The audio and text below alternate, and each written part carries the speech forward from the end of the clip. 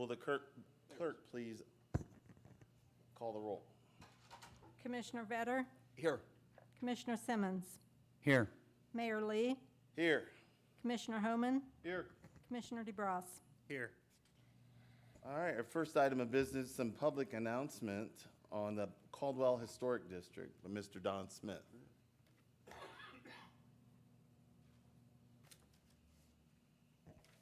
First thing I need to do is thank Diana for helping me get that up on the screen.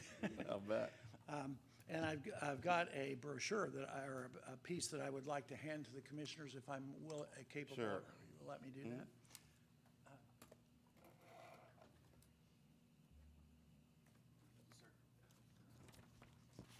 Thank you.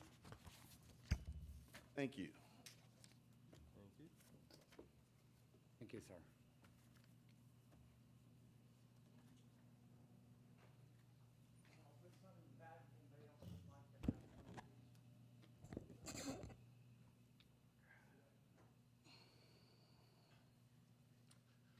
First thing I want to do is I want to say how much I appreciate our city administration and our commissioners.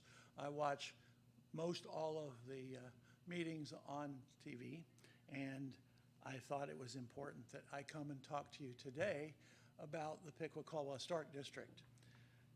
It is, as you can see up there, it is a district which has been nationally recognized. It's really important for us to realize that we have national recognition. That means that on February 5th, 1985, we presented a program, and the National Park Service and the Department of the Interior accepted this district as one of national significance. The district is up there. That's the actual district that was drawn at that time. That was before the board that I'm on now existed. But the district was put together by Connie Porcher and some other people at the University of Dayton. And I've had the opportunity to travel the district with some of those people who put that program together. And it's amazing what they can tell me about the history of our district. And one of those people told me that in the state of Ohio, Piqua has the best historic district because it's close concentration and the variety of architecture that we have within that district. So we're real excited to have that. And Mayor Lee, we're excited that you're the commissioner for us for that. We have 10 members of the board of directors that we use for the Piqua Caldwell Historic District.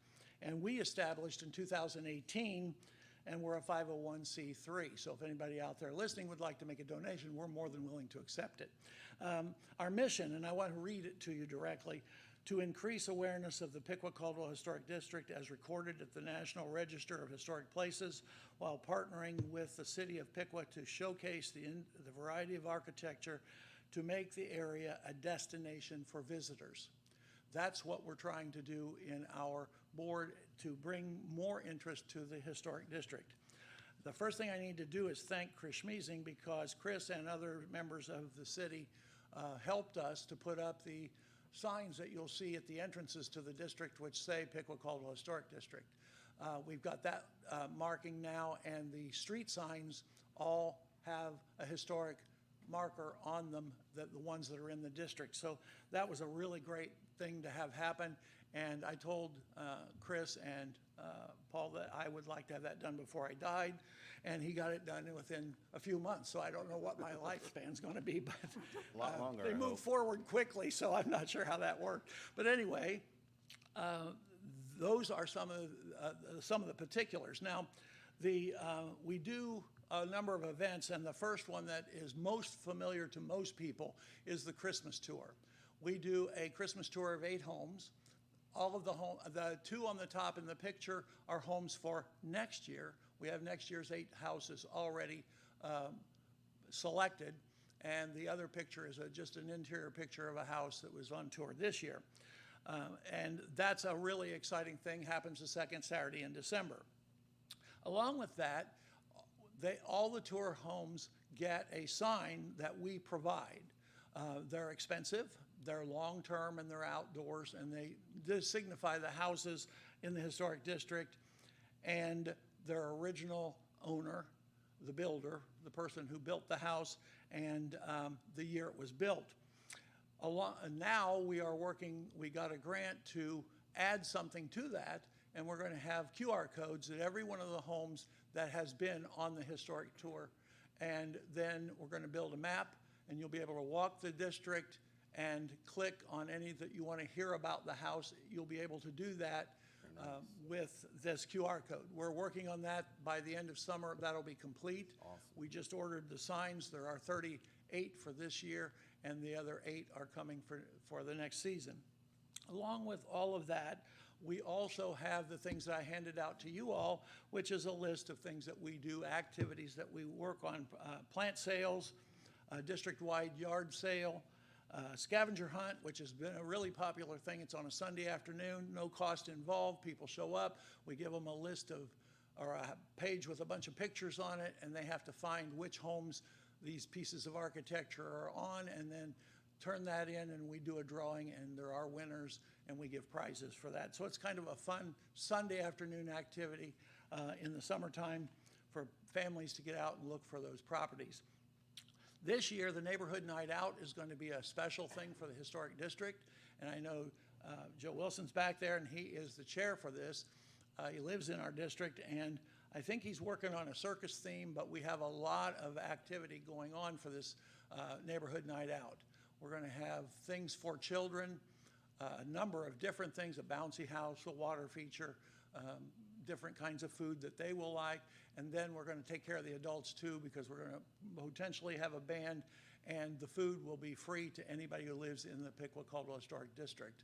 We're going to provide the food for those people, and anybody else who wants to join us can do so. There will be a charge, but the rest of the Historic District people will get to do that at no charge. That's a new thing, and it's going to be really exciting because I think we're going to need more than one block to get it accomplished. We're also this year, for the first time, going to have a haunted tour. It's in October, and it's really good. We have a paranormal group working with us, and we do have some paranormal activity in the Historic District, and it's interesting to be able to share that. At my house, we have a maid. She wears a black and white uniform, and members of my family have seen her walking on the second floor, but I've not seen her yet. Was she listed in Haunted Ohio at all? I don't know that, but I did have the paranormal group come through the house, and the first thing they did was say, "Oh, you got activity on the second floor." Well, I don't know what that means, but there are some other things besides that you'll hear when you take that tour that night. So it's a pretty interesting thing. And then the funds, where do they go? You know, well, the Neighborhood Night Out, we're going to put some major money into that. We're also working, I'm going to work with the city. Paul has given me some names of people to talk to about some things that we can do to beautify the district within the responsibility, or what the city will permit as far as decoration, and that would mean planters or things of that nature that we might purchase and install in our district to make it even a more exciting place. That's the Piqua Caldwell Historic District. Now, along with this, I want to talk about another thing here in a minute, but I want to ask if anybody has any questions before I move forward. Are there any questions about the Historic District? The important thing is to know that it's nationally recognized. This is not something that you find all over the state of Ohio or all over the country. It's a special place for that purpose. Now, my next thing has to do with you, sir, because you mentioned the tour of Piqua a couple of meetings ago. See, I did watch. And I've come now, I want to talk a little bit about that.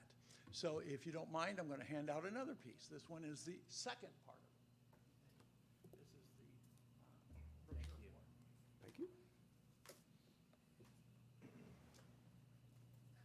You can get your exercise today, too. That's true. Okay, and I'll put some of these back there too if anybody else would like to have one. The Piqua Surprise Tour is something that I brought up. Commissioner DeBras, when you were talking about it, I'm the one who, my wife and I went on a tour. We took tours of other cities, and I kept saying to her, we need to do this in Piqua. And after about the 20th time saying that, she said, well, then just do it. So I talked with, at that time, Lorna at the Main Street, and the Friends of Main Street are supporting our mission of having these tours. So Main Street's involved, and so is the Miami Valley, or Miami County Visitors and Convention Bureau. Both are actively working with me on these tours. We did receive grants, several different grants, which helped us to produce the brochure and to provide things. Now, the goal of this whole tour business, last year we did 2 tours, and they were mostly Piqua people, and that was okay, but the goal is to bring people in from out of town. So we had 3 people last year on the tours total that were 2 from Canada and 1 from Indiana. This year, next Monday, we're going to have another tour. And this one is combined with the Miami Valley Visitors and Convention Bureau, and it is only tour hosts.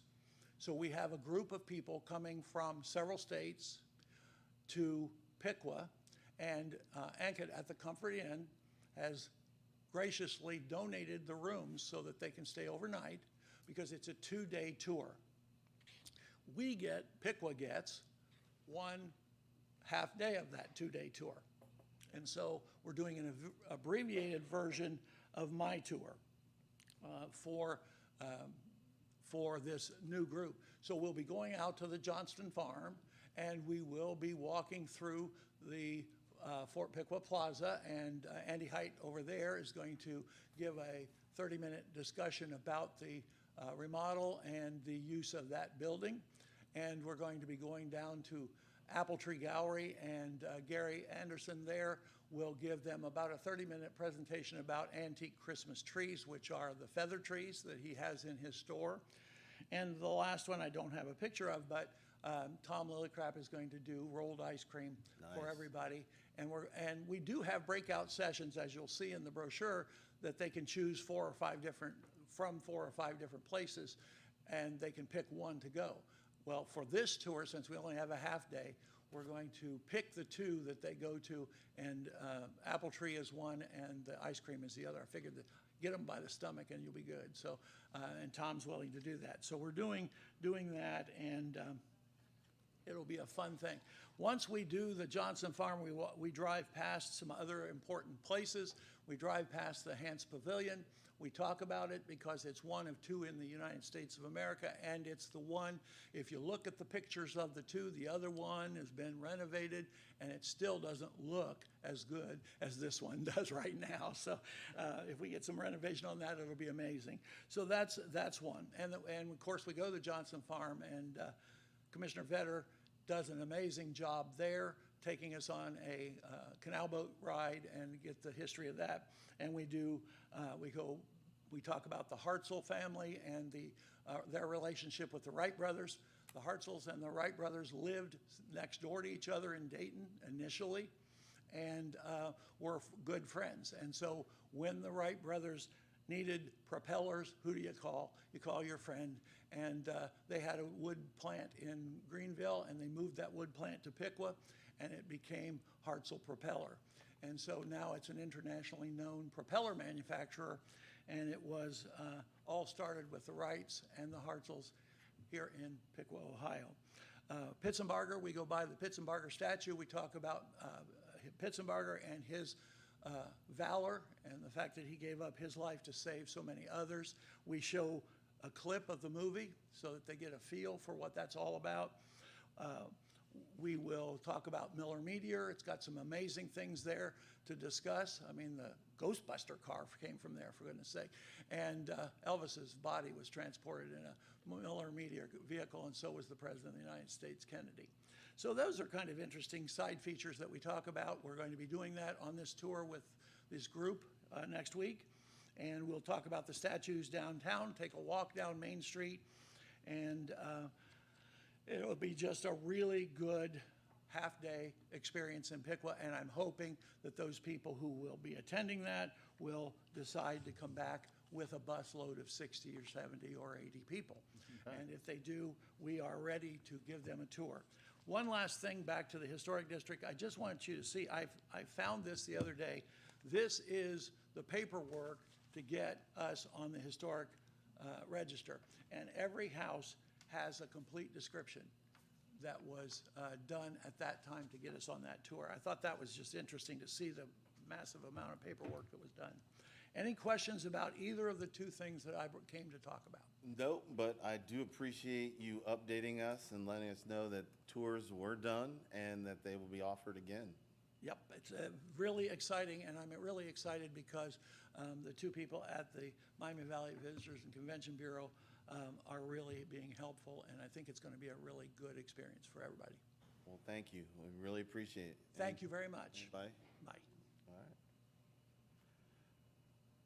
All right, next on our agenda is Kathy Sherman and a presentation about the Jan Mulder Award.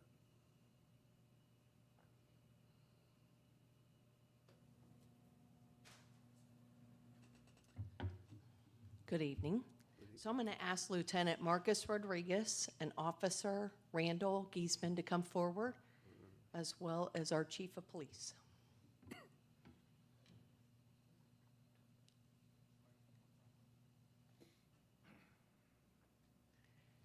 So again, good evening. I'm Kathy Sherman, President of the Piqua Area Chamber of Commerce.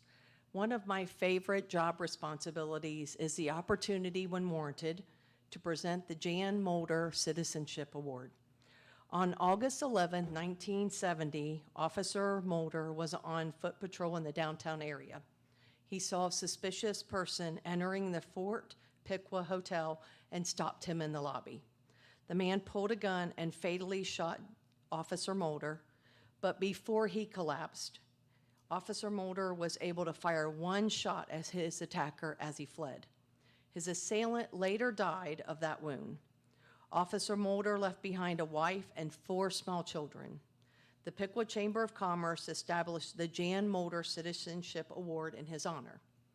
The purpose of the Jan Mulder Citizenship Award is to recognize a person in the time of crisis or emergency through the disregard of personal safety or through prompt alert action saves the life or attempts to save the life of an individual or individuals. Eligibility, the award can be presented to any man, woman, or child, and the action must occur within the city of Piqua and or be performed by a resident of the Piqua area and or be performed for the benefit of a resident or business of our area. And police officers and firefighters are eligible for this award in admirable cases and will be considered and up to the discretion of the committee on a case-by-case basis. Deputy Chief Thomas recently submitted a letter of recommendation regarding the quick action of Lieutenant Marcus Rodriguez on Friday, November 3rd at Bob Evans. That evening, Lieutenant Rodriguez and Officer Heath were dispatched to the restaurant on the report of a male choking and turning blue. An employee had attempted the Heimlich maneuver, but to no avail. Upon Lieutenant Rodriguez's arrival, the 90-year-old Richard Fortner was not breathing. Lieutenant Rodriguez immediately lifted Mr. Fortner out of his wheelchair and began performing the Heimlich maneuver. Moments later, Mr. Fortner began breathing again. Chief Byron later spoke to the daughter of Mr. Fortman, Barbara Myers. She and her sister were at the restaurant with their father, and it is her opinion that Lieutenant Rodriguez saved her father's life. Overcome with emotion, neither woman were able to help their father, and the employee's attempt had not worked. Deputy Chief Thomas wrote in his letter of recommendation, "It is with great pride that I nominate Lieutenant Marcus Rodriguez for this award for his actions on November 3rd, 2023, which directly resulted in the saving of a human life." Congratulations, Marcus.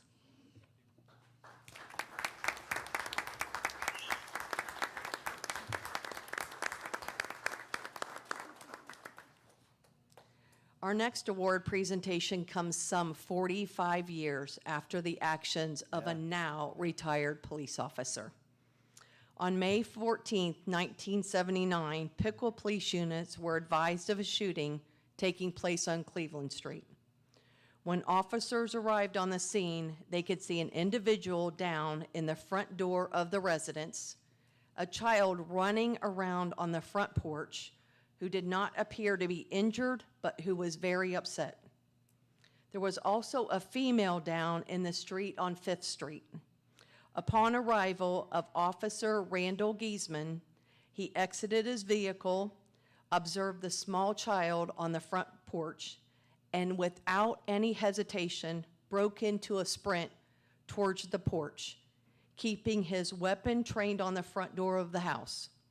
He reached the front door, reached out, and swooped the child into his arms and continued running toward the south end of the property.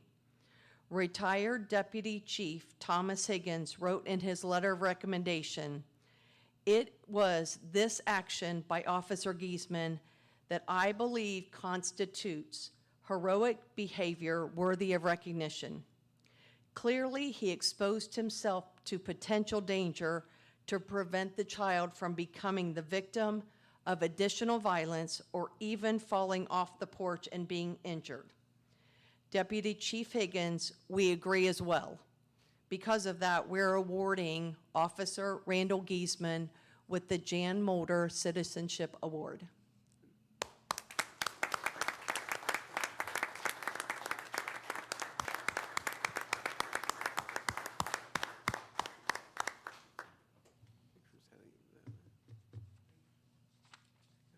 Thank you. Hey, both you guys, come back here. Congratulations. I want to shake your hands. Congratulations. Man, good to see you, sir. Thank you. Congratulations, both.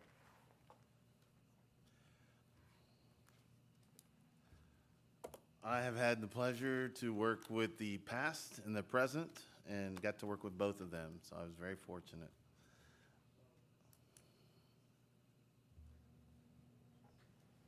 All right, next on the agenda is a presentation from the Utilities Department update by Kevin Craney. Hello, Commission. Happy Super Tuesday. In my world, that means we're going to talk about Piqua Utilities. So Okay, that's the best I can come up with today. So, nice. Piqua Utilities Department has three main departments: the Water Department, the Sewer Department, and the Stormwater Department. We have 30 employees that carry out the duties, and we like to say we take care of anything related to water in the city of Piqua. You'll see on there, you got our new maintenance building built last year, construction of the wastewater treatment plant in 2018, and that third one is the water coming out of Spillway 1 going under State Route 66 with our large transmission main going underneath there as well. I'm a money person, so you're going to hear about money stuff for these departments. And I know a lot of people want to hear about that. So some of the main expenditures in the water department, out of the 30 employees, 14.3 are full-time employees that come out of the water fund.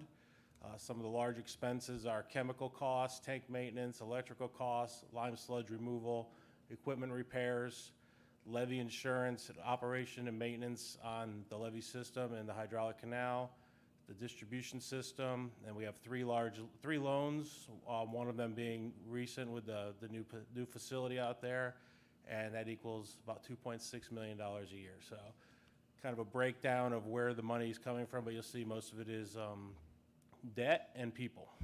So up this year, every year we have several projects we're working on. So the 2024 projects of note, both booster stations, one feeds the east and one feeds the west zones in the towers. That is getting inspected Thursday for completion. So that has been done. That's been on the books for a while. We waited about 9 months for the delivery of those components, but they are in, they are working. Our engineering firm is going to do a final check on Thursday and sign off and commission those. So that's good news. First of the year, so this is more for the commercial and industrial customers we have. We've switched to an online backflow for prevention program. We were doing it all in-house with old spreadsheets and old addresses where we're coming up to speed. Where now when these facilities get their backflow prevention checked yearly, they will the plumbers or the licensed inspector will actually update the website, and the website keeps track of all, they'll send out new mailers for people that haven't done it, keeps track of all that for us. So it's been a good upgrade, and I'd like to thank some of our staff for really making that happen. Remember last year we got $100,000 to do Ridge Street upgrade. That'll be bid out here probably in the next couple weeks, and we're hoping to have that work done this summer. R.M. Davis tank, so that is the tank on the west side of town. That will be painted in September. So it'll be offline for, if everything goes right, about 4 weeks. It'll be cleaned thoroughly, inside and out, and then the outside will be coated. So that's one of our larger projects this summer. We've done some preparation of how's that system gonna run without the tank. It's how it ran up until 20 years ago, back further than that, but we gotta make sure we have everything in line where we can supply water to the west side of town even without that tank. So we got some checks going on that we're gonna do this summer before that happens. GIS migration, that's happening for all 3 funds. So we had about 10 years ago, we started a GIS program. All our pipes, valves, assets, hydrants, that technology is no longer used, so we had to migrate all the data we had into a newer version that will keep us going into the future. And then this newer version will tie in with all the other stuff we're doing with GIS throughout the city. And then the last one here is lead service line mapping. This is due in October. This is basically this is a federally mandated program by EPA, and we have to come up with a spreadsheet of all 8,500 water customers, what the pipe material is on our side and on their side of the line. So we've been working on that with old tap cards. We've been potholing. We've got pictures from when the meters went in. It's been a huge effort. It's not up there, but there is a new website, a new web link through our page that will be added, that is active. We'll get that out. We'll get that out in a press release here soon, showing how people can get on there to learn more about that program. What we are going to be asking, we're going to have a kind of a QR help. We're going to ask homeowners to go try to figure out what their pipe is made of on the inside of their house, because we don't want to go in 8,500 homes. So there's a little tutorial, if a magnet sticks, if it scrapes, what color is the metal, take a picture of it, send it in through this QR code, and we're going to start tallying all those, help get as much as we can get done by October. Next slide. So we're always wondering, how much do we spend? How much is our debt? How many capital projects we can do? What are our rates? How much money are we bringing in? This slide basically puts that all in together. I know it's a little hard to read on the bottom there, but that top black line is basically our cash reserve. The dashed black line is our target cash reserve. So we're above it right now, and you can see the yellow's going down a little bit each year. We don't sell as much water each year. People's toilets, sinks, everything gets more efficient, using less water. We don't sell as much water. So this is kind of a projection of where we might be going out the next 10 years. And this is a tool we just started using, and we can update this as we go, adding capital projects. You got the revenue, you got all the components that go into a pro forma, and then we'll start adding in our assets as well. That's the last thing we'll be adding is we may have 6,000 hydrants and 4,000 valves. Those will all get in there, and with their age, and then when, all right, 80 years now, these hydrants have been around, or 50 years, you need to start spending money or setting money aside for projects to replace your aging infrastructure. So it's gonna be a good tool for us going forward. I'm looking forward to this, using this. On the sewer, half of a less employee, 13.8. It's kind of complicated how we do our employees. Some are split between the 3 funds, and they're split different ways, so that's how you'll get some decimal numbers there. But sewer's a little simpler. Electric costs, biosolids costs. Biosolids are the spent microorganisms that go to the farm fields, for fertilizer. Equipment repairs, we're not gonna have a whole lot of those in the near future, but over time you will. Collection system and vehicles and equipment, and about the same amount, $2.6 million in debt on the sewer side. Here's this one's a little more up and down. Some of the red over there on the up, that was some of the grant money to build the plant. We have our internal loan going to Lock 9 and coming out and then going back in. So you see some ups and downs there, but the sewer fund's in a lot better shape. You'll see that black line, though, going out much further into the future, all the way to the end of the page almost. So if rates stay the way they are and usage stays the way they are and expected expenditures, we're in very good shape on the sewer side. So this happened 1 year ago this week. This is our main problem on the sewer side. That shows us going at the plant from 3 million to 23 million gallons in 5 hours. That's a lot. That water's coming in after a huge rain event last March. I think it was a snow melt and a rain event. That's tough to handle at the plant. Now the new plant can handle that, but we would like to see that peak come down, and I'm going to get into some of our projects we're doing on the sewer side. So some of our projects going on right now are flow monitoring. We started last year. We're in our second year of flow monitoring. These are, you put monitors in the sewer system at different locations. They sit in there for about 4 months. You try to catch some of these rain events, maybe see which part of town, which areas, which watersheds, which sewer sheds have more of the water coming in that shouldn't be coming. So that's one of the things there. We're going on our third year of smoke testing. You'll see right here, these are the hangers that will be going on the doors starting next Thursday in the areas. We're going to be concentrating downtown for the next 3 weeks. So probably Monday through Thursday, starting on the 18th for 3 weeks. We will be out there testing. Basically, this procedure is you take smoke, you force it into the sanitary sewer, and then in a perfect world, it never comes out anywhere. Well, it comes out somewhere. It'll come out and downspouts people's gutters and people's basements. It'll come in through the storm sewer. So there's a lot of places. We capture all that data where it comes out, and then those are some of the places we can go fix this chart right here and try to get that peak down. There's always some peak in Ohio with the rain and water tables coming up and stuff, but this one's pretty drastic certain times of year, and we'd like to minimize that. So that's what those first two things are our attempt to keep that under control. The alley behind Robinson Street will be replaced this summer. That's going out to bid soon, and that one is almost collapsing. It's getting pretty bad, so we started designing that last fall, and it's ready to go out for bid. And then same with the GIS migration on the sewer. So I guess the new wastewater plant kind of got crapped on by COVID. No one got to see it. It came online during COVID, and I just want to kind of stress some of that is the water that comes out of our plant 24/7 year round. It is perfectly clear. It is always cleaning the river, cleaner than the water in the river, and it is doing what it is supposed to do. Some of the proof over the years, it's about the same flow before and after, but you can see the BOD, TSS, and ammonia, some of the main things we check for in our permit, some of them are half, and then the ammonia is just non-detect almost. So it is just doing a great job cleaning up the water, going out to the river, and then the new plant does not allow those sanitary sewer overflows that were happening back before it was online. And we're producing less biosolids too, so that's always a good thing as well. That one doesn't want to show up. This was a chart showing. You guys have it on your screen or? No. Huh. Looks like that.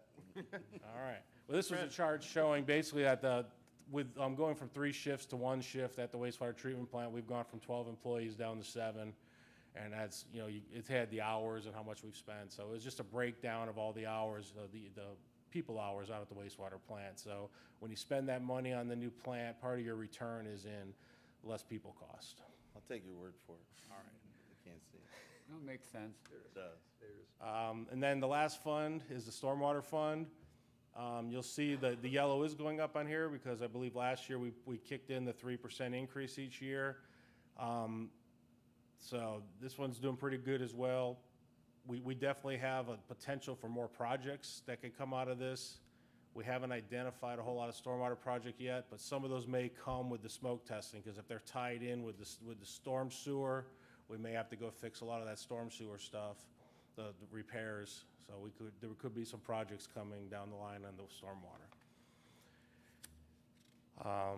We're doing our final phase, the storm manhole evaluations. We're up to about 20, I think it's 20 that absolutely need replaced right now from the first two phases. We're waiting to finish this phase, and that'll be a project going forward probably next year of replacing probably 20 to 25 manholes. When we do those manholes, if they're in an intersection with an old sanitary manhole, we'll do the whole intersection. We did that project on the north side of town last summer with a lot of those. Franz Ditch head wall, that is to try to slow the water going down through Franz Ditch. That has been designed, so we're just waiting to see when we're gonna fit that in the schedule. And GIS migration. And then the, it's not in there either, okay.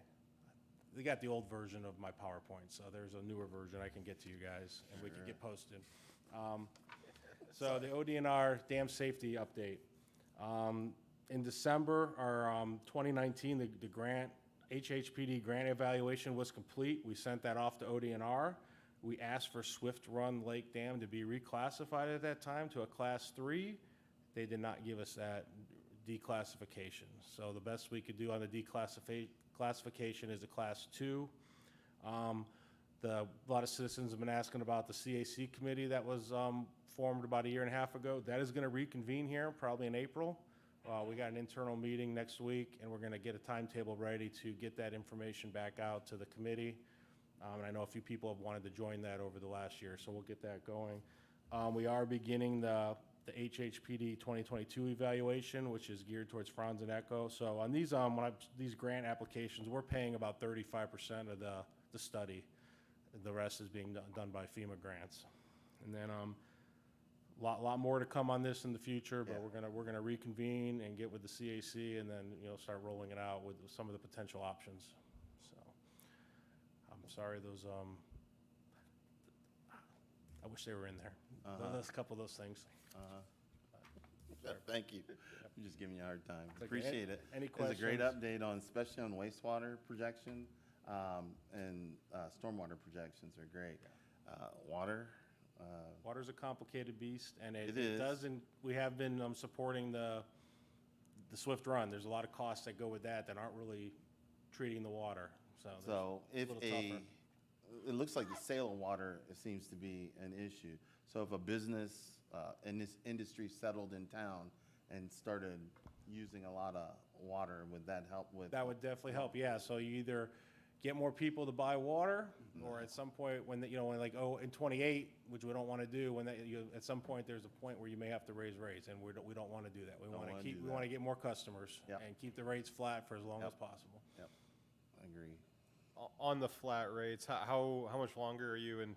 I know that a while ago you had kind of a plan for like a 3-year rate freeze or level rates. I think we're about a year, a little bit more into that. Is that still kind This of? is go. So we're going on our 4th year now of the same rates. So that projection that was up there, that's looking, all the way out to 2028. With what's plugged in there right now. Now things can change over time. Costs can go up. There could be some capital project that has pushed to the forefront that's expensive, but right now, right now we're doing good. Both funds, all 3 funds, I think, can stay where they're at. And I think I heard a rumor that our neighbors to the south are about to raise their water rates. Well, I'm compiling the Piqua study, the one that we do each year. I'm waiting on about 6 or 7 more cities, so that'll be out here by the end of the month. All right. And the update, but yeah, it's gone up definitely more than the last couple of years with the data I have so far. Saw an interesting program on This Old House. They were touring a community in the Northeast, and they were talking about sewage and how they were processing, and they were saying they hope to, in the future, include processes that we already use here in Piqua. And I thought, okay, thank you. How old was that episode? Well, the community, of course, is very old, but again, that was funny. the point was they've updated, and now they're starting to consider things that we are already doing at the sewage treatment plant. Both of our facilities, water and wastewater, are using the newest technologies out there. So. I agree. All right. Any commissioners? No? Thank you. All right, next on our agenda is the last presentation, which is from the Miami Conservancy District, Mary Lynn Loader. Welcome. Thank you very much. I think I've got some slides that are coming up here. Awesome. And I will try to be brief. I know you probably have other things to do, but, and is the clicker? Okay, thanks. So I'm sure you're all somewhat familiar with the Miami Conservancy District. With regards to rates, our rates have been flat for about 12 years. And Like so that. I know you like that, and that's why I'm here to tell you up front a little bit. We are going to have some increases next year. We're in the process of a readjustment, and so I'm going to kind of get into a little bit of the details there.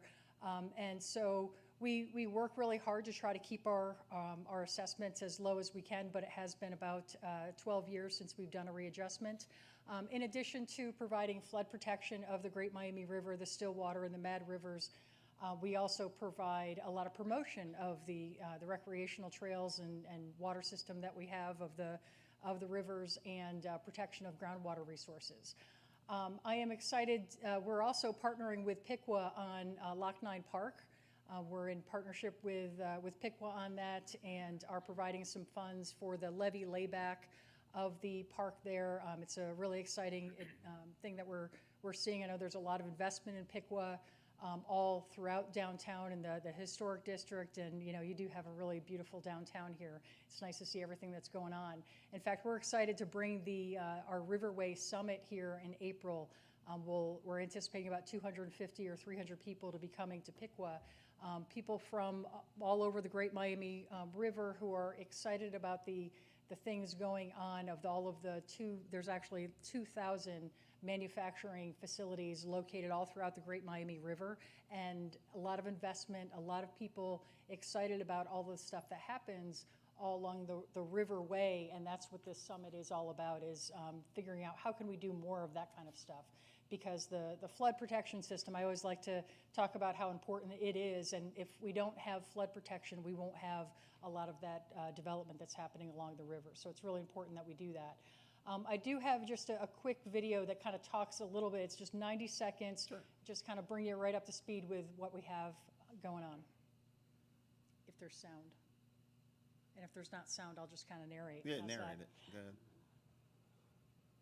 ahead. So obviously the 1913 flood, we're coming upon the 111th year anniversary of the 1913 flood, and as a result, we built 5 large dry dams. This is our Taylorsville Dam that's downstream of here. We also have one that's in Shelby County, and we do this, we have the flood protection system so that we don't have the kinds of devastation that other places throughout the country have when you don't have a good flood protection system.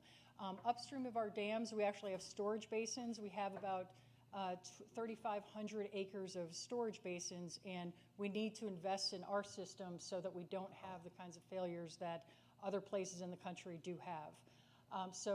We are working hard to identify different kinds of improvements that need to be done at our dams and our levees, and we are in the process of implementing different projects to do that.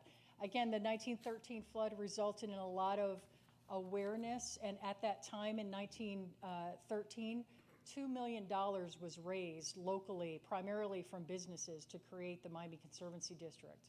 And the assets that we have are infrastructure, just like your water, your wastewater, your stormwater system, and we need to continue to identify what are the systems that we need to do to put in place to ensure that it's there for the future. So here's just some images from downtown Piqua from the 1913 flood, and the area on the map on the right-hand side is a map of the area of inundation, and now those are the areas that are protected by the Miami Conservancy District. So we have dams, a dam upstream in Shelby County, our Lockington Dam, and in total there's about $206 million worth of property that's protected in Piqua by the Miami Conservancy District from our levees and our dams. The region, we have, it's not just Piqua, we protect communities all up and down the river. Over 1 million people are protected, 11 hospitals. You can read all of the different types of infrastructure that is protected by the Miami Conservancy District. We have 5 large dry dams, 55 miles of levees, a lot of infrastructure that's doing that work. And since those dams and those levees were installed over 102 years ago now, we've protected the 22 different cities and 5 counties over 2,100 times where we've had floodwater stored in our basins. So we're working hard to keep that system strong. The pictures that you see up there, the one on the top is actually the Lockington Dam, which is upstream of Piqua. So that is the one dam that we've actually replaced 3 of the 4 walls on one of our dams, and we have more work to do. We also are addressing some of our aging infrastructure. These are some illustrations of floodgates or pipes that go through our levee system or discharge into the river that are potential risks, and we need to address those through an asset management and our capital improvement program. We do a lot of inspections of the levees, make sure that the vegetation is growing well, that one of our biggest hurdles sometimes is dealing with groundhogs and trees that like to grow in places that we don't want them to, and our staff work very hard to try to keep it in good shape. We also do different engineering analysis of preparedness. We're actually kicking off a study in Piqua and down in Troy of a hazard mitigation evaluation of looking at inundation areas and where we might need to add some additional flood fighting preparedness as it relates to any weak spots. We are also in the process of doing some pipelining. We've done some inspections of the pipes that go through the levee system in Piqua, and this is one of our first projects of pipe lining that we're doing throughout the levee system that we're kicking off here in Piqua, and then we'll be doing others downstream as well. This is just an illustration of how many times we've stored flood water over the last several decades, and in the last 80 years, we've increased the amount of storage events. We've had to increase the amount of storage events because of the increased of precipitation, and as a result of the fact that our assets are old, we're making it work harder in the last several years. It's time to really look at improvements that we need to make in other areas of the system. So we actually are governed by a conservancy court. The Miami Conservancy District has a conservancy court that's made up of a judge from every county of the Conservancy District. And in February, they approved us to proceed with a new capital assessment. We don't currently have a capital assessment that expired in 2022. And so next year, you will see on property tax bills, if you're within the flood protection area of the Miami Conservancy District, that we will have not only a maintenance assessment, but also a capital assessment. And so $34.5 million, we're estimating that we would do projects within the 10-year period that would total $34.5 million. Annually, that's about $4 million that we will be collecting. And it's not, of course, just from Piqua. It's from 22 different cities and 5 counties, as well as the individual parcels that are protected by the Miami Conservancy District. We have a board of consultants, it's called, since the beginning of the Conservancy District over 100 years ago. We've been using international dam and levee experts on flood protection to help us kind of gauge and right size the kinds of projects that we're doing or the work that we're doing. Bottom line is that they think that the public takes MCD for granted. We don't think about flood protection. We don't think about reinvesting in this infrastructure. So they see that we have issues. The fact is they believe that we're doing a good job. We have really good handle on our infrastructure. However, it's aging and it's having to work harder, and we need to reinvest more. The fact that we don't have a capital assessment, they're saying that's a problem. We could have a failure and not have the resources to be able to address it. So we're trying to be more proactive of identifying a risk-based analysis of identifying what we're going to do. So as it relates also historically, we've historically been an organization, a district that mostly uses local assessments, money from the properties that we protect that pay into the Miami Conservancy District. However, the board of the Miami Conservancy District has empowered me to go and try to find some local or some state and federal monies. So we are happy to be able to do that. I'm hopeful that in working with Congressman Turner's office, we're trying to get actually all of Congress to agree to put us in the Water Resources Development Act, which is the act that Congress authorizes money for flood protection. And it's critically important that we invest in this, and that if we can get this authorization, many communities who have flood protection had the federal government pay for at least a portion of that, typically about 75% or so. And because we've been locally funded, we've already invested in this world-class system, but it's old and it's needing to be invested in again. So we're trying to make the case through a general investigation, through the Army Corps of Engineers, with the help of Congressman Turner and Congress through the Water Resources Development Act, to get special authorization to allow us to not have to just rely on local individual protected properties and local governments, but that we're actually getting some other resources. We're also trying to get some state capital funding. We have a request in for about $10 million, sorry. Billion. Not billion, we're not billion. That'd be nice. We protect $10 billion though, however, from Piqua down to Hamilton County. So just real briefly with regards to the individual properties that we protect over 42,000 individual properties. So 42,000 properties from north of Piqua down to Hamilton County have an assessment on their property tax bill. And it is currently based on 2012 property values. And as you all know, there's been a lot of changes in property values. And so that's a major component of our assessment. In addition to how deep the flooding was at that property is another factor. The reason we use that is because the system that we have now, and it was designed for the 1913 flood, plus 40%. We're very fortunate to have a very resilient system that was built much larger than what we typically see in like a 100-year storm or something like that. It's a much more resilient one. So we are currently in the process of doing this analysis, which is required, again, the court required us to go ahead and update our benefits and our assessments. And that's also going to result in not only a change to individual property assessments, and some will go down, some will go up.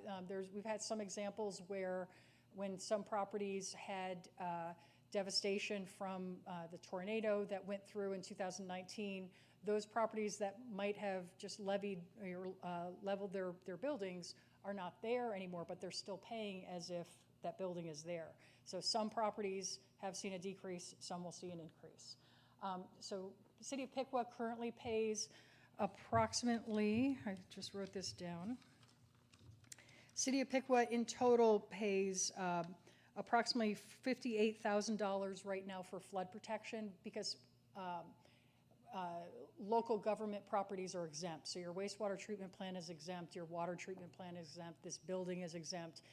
But the way we calculate benefits for units of government is it's based specifically on the volume of properties that are protected within your area, and the fact that you don't have to worry about emergency services to provide to them, those areas when there's typical major flooding, where you have the ability to now have your community economically develop and not have to worry about flooding. So it's something, as well as transportation disruption and other disruptions due to flooding. So that's all factored into the unit assessment that each local government pays. And it varies by jurisdiction based on what you have within your jurisdiction.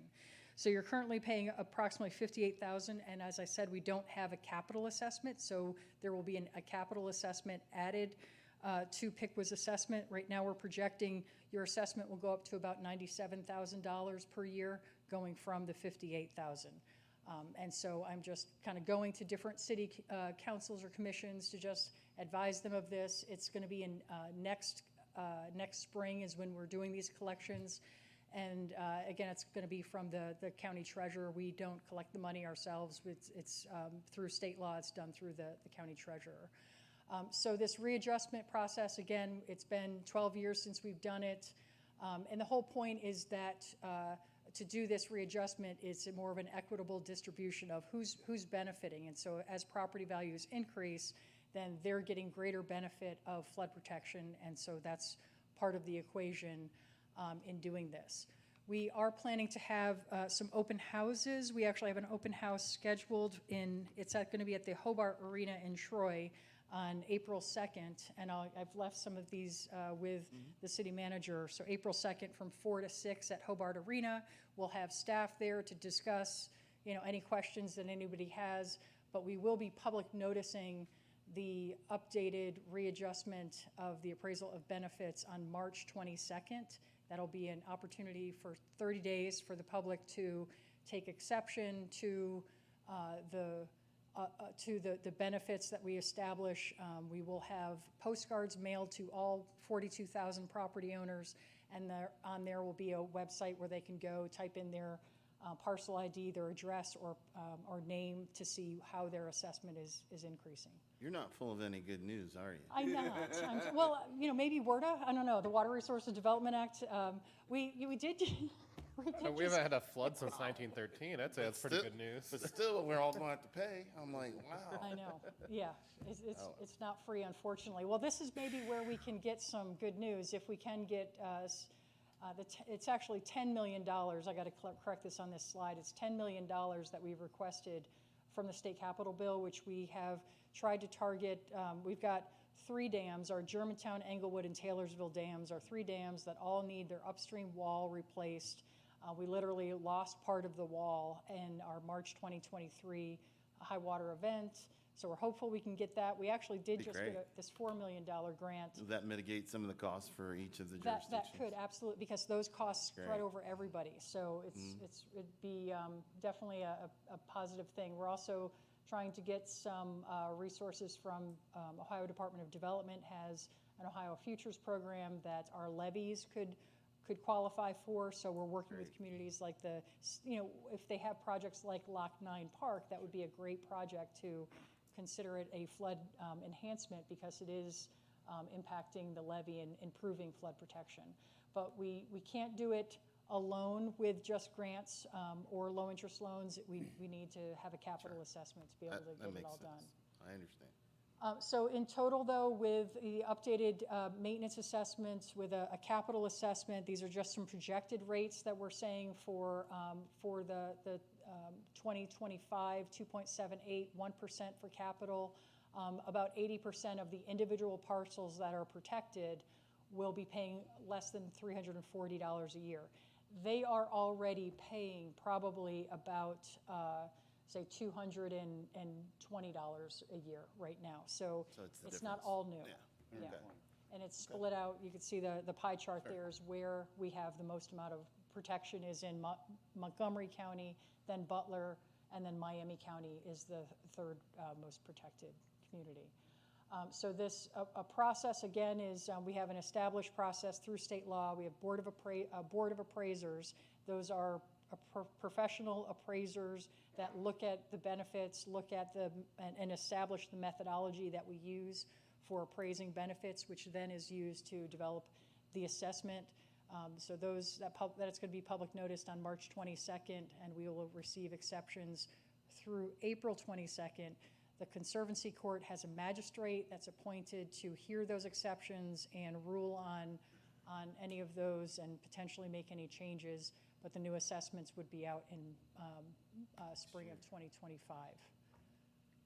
So again, we are here to reduce flood risk, and again, I did some research just on if we didn't have the Miami Conservancy District, or people needed to buy flood insurance, which you don't have to purchase. In most cases, if you're protected by the Miami Conservancy District, the average cost for residential flood insurance is about $900. I was talking with a commercial flood insurance broker, and he was working on a very large project, multi-million-dollar, but some commercial sites could require flood insurance of like a $50 million premium could be like $300,000 a year just for flood insurance. So we think we're a good deal as it relates to protection, and it does help communities be more sustainable economically for the future. So I'm happy to take any questions and appreciate the time. I also just want to say, too, that I want to thank with regards to the summit, the Riverway Summit that we have, the city has been extremely supportive and helpful on that. Chris Smeezing has been great, and Paul, and then the Miami County Commissioners, the Miami County Visitors Bureau has been instrumental in helping us make that happen. Thank you, sorry. Have you read that damn project? I have that damn project, I had yeah. the book, and it's interesting. I mention it only because I think that the average citizen doesn't realize that after the 1913 flood, we fought for years over the Conservancy. I think it took, almost 10 years to start the project.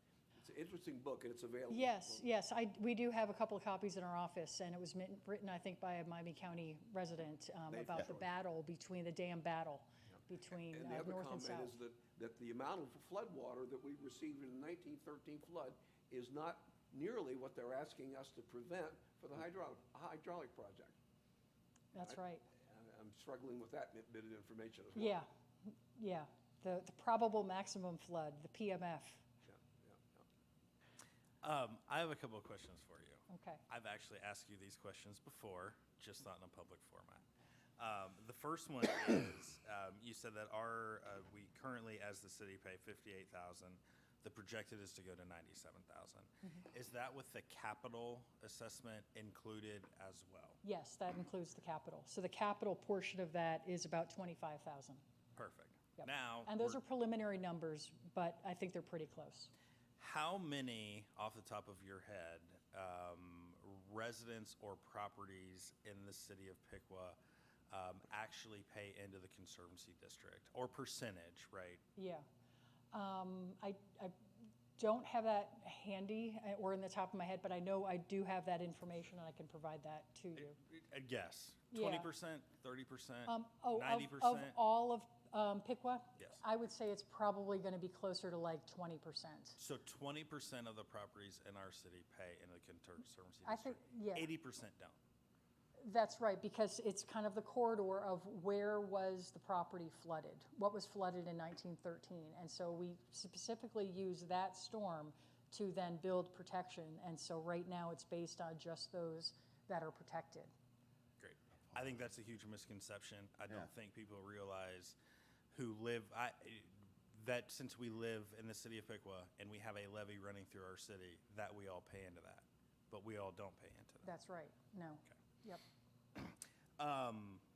The next thing that I would like to ask you about is, I'm assuming that your dams can withstand the maximum probable flood event, which is 27 inches of rain in a 24-hour time period. Can the levees? The levies are not required to I go through didn't- that analysis. So, but I know they're not required, but could they? Best guess.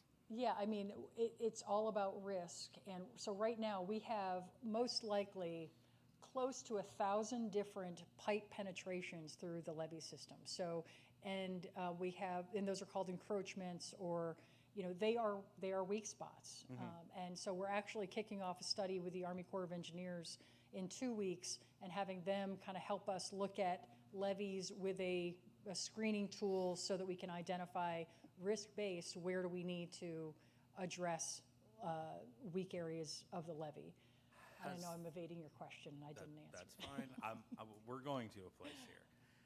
Have you heard, or has ODNR approached you, like they have us, about having to design or to make sure the levees can meet that requirement? Not the dams, the levees.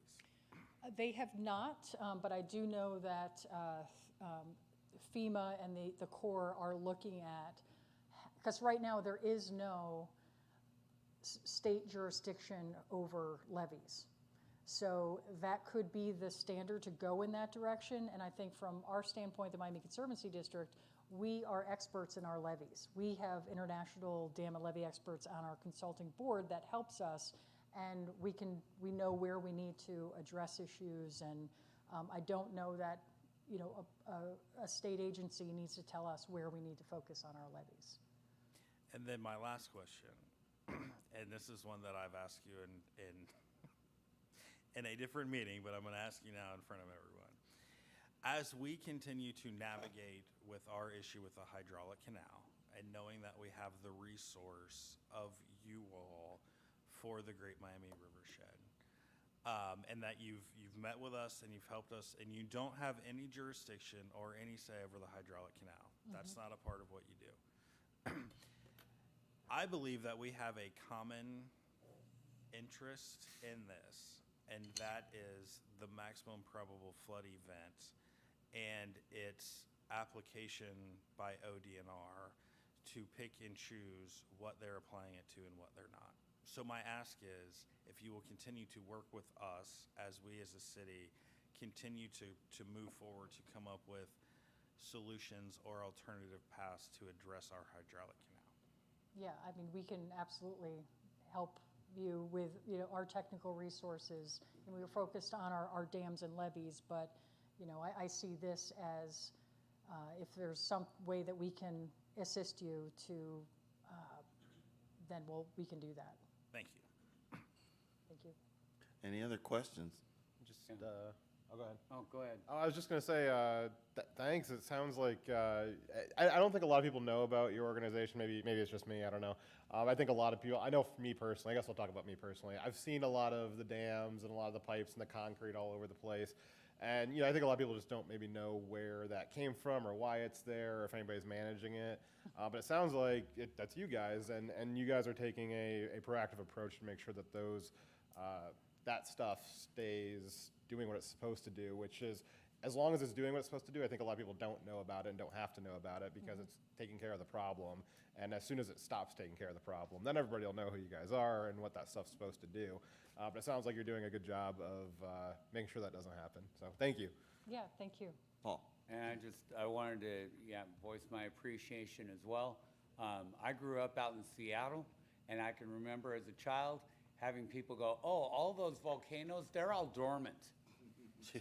Right up until Mount St. Helens, and I lost a car over that. But anyway, yeah, volcanic ash is murder on your car. yeah. But I thank you so much. It's really difficult to think about what's the worst thing that could happen. And sometimes the worst thing you think could happen is not the worst thing that really could happen. So thank you for, the ounce of prevention, because it beats having to pay the homeowner's insurance to rebuild your house. Yeah. Yeah. It's a better deal. And you are experts on levies, and if you'll work with us as we go Absolutely. through our deal, we'd appreciate it. Yeah, So, we'll try. Thank you for your time. Okay, thank you. Appreciate All right. Next is we're back to the regular Piqua City Commission meeting, the consent agenda. Consent agenda is the approval of the minutes from the February 20th, 2024 regular city commission meeting and approval of the minutes from the February 22nd, 2024 special city commission meeting, and resolutions 38 through R38 through R48 are board appointments, which you have in front of you. All right, well, can we announce the board appointments so that the citizens know? Do you want me to, a resolution appointing a board member to the park board? Mm-hmm. Do you want the names? Yeah. Okay. R39-24 is, 38-24 is Cindy Pearson. R39-24 is Patrick Kleeman. And those are both park board, right? Park Board, yes. Resolution appointing a member to the Planning Commission is 40-24, and that will be Adam Sees. A resolution, R41-24, a resolution appointing a member to the Planning Commission is Terry Wright. And R42-24, a resolution appointing a member to the Board of Zoning Appeals. R42-24 is Eva Silvers. R43-24, a resolution appointing a member to the Board of Zoning Appeals is Debbie Stein. Resolution R44-24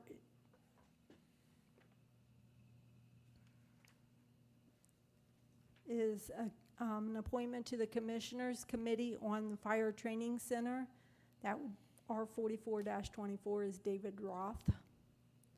R45-24 is Joe Thompson, also to the Commissioners Committee on the Fire Training Center.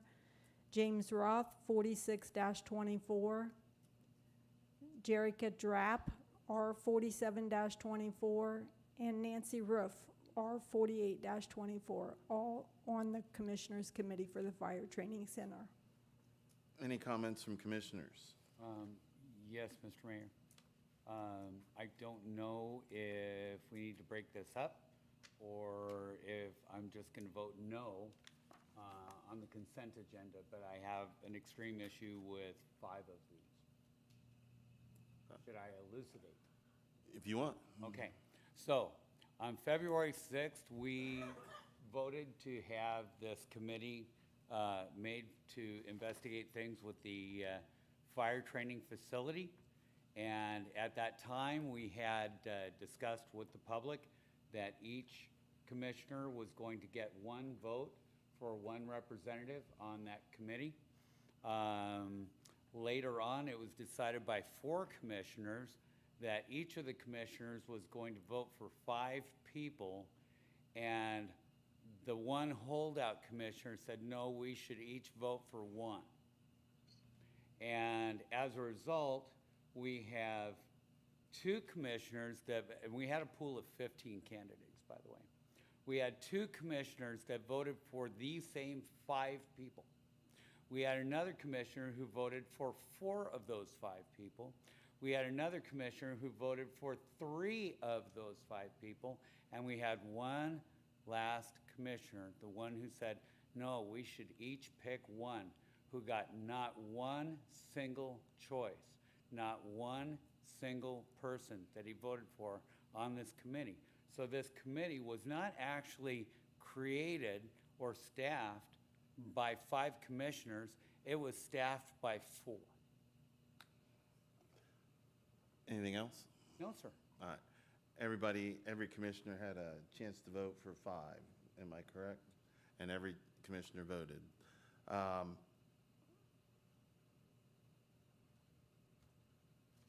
Anybody else want to say anything? I'm comfortable with the process. I just wanted transparency, so they know.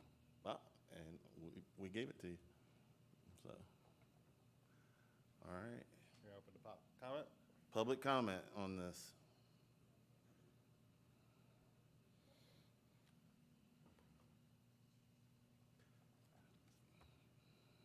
Danielle Dreinling, 1038 Nicklin Avenue.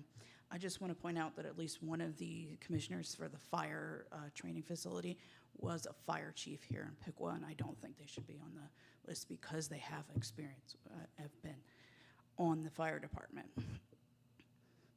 That's just my thought. Okay. Thank you. Who is that? Jim Roth. Jim Roth? What, were they fire chief during the years? No. Okay.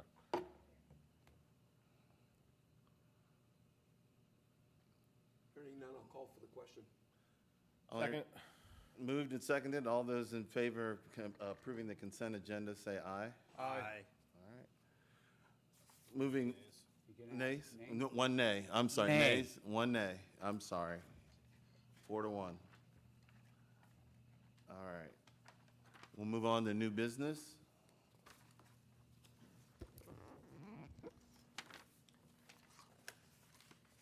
Resolution R49-24, a resolution authorizing a purchase order to M-Tech Company for the purchase of a new Camel Max 1200 CB hydro excavator for the underground utility department. Yes, hello. It's a 10-year cycle that we buy a new VACCON Vector truck. 2025 would be that year. We're trying to place our order now for a new Camel Max 1200 CB hydro excavator. We demoed three different versions of three different products by 3 different companies. This was the We did VacCon, Jack Dehaney, and MTech sales. This was the unit that all of the underground staff who will be using this recommended. They liked this one the best. This was done by Sourcewell competitive bid, like a lot of our vehicles are.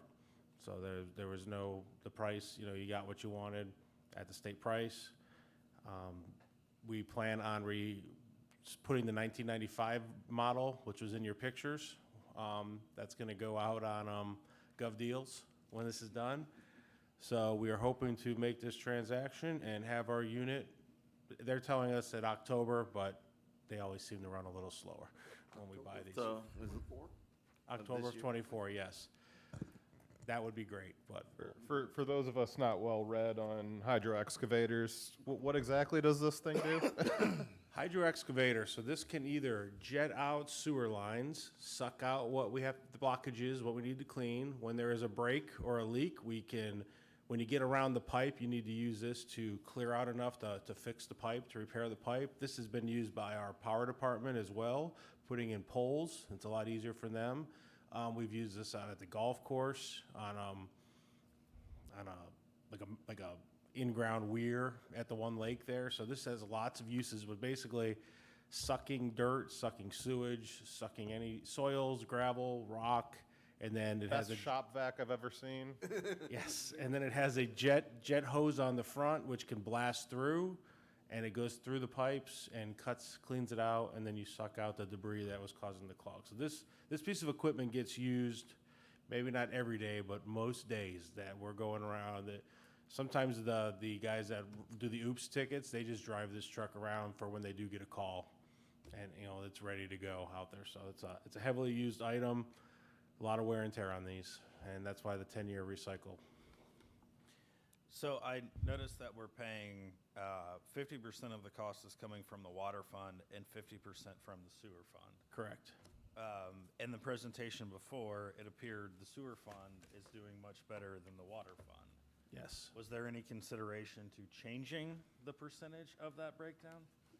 You can, but you're supposed to estimate the usage, the expected usage of the equipment, and by going through historical, it's about 50-50.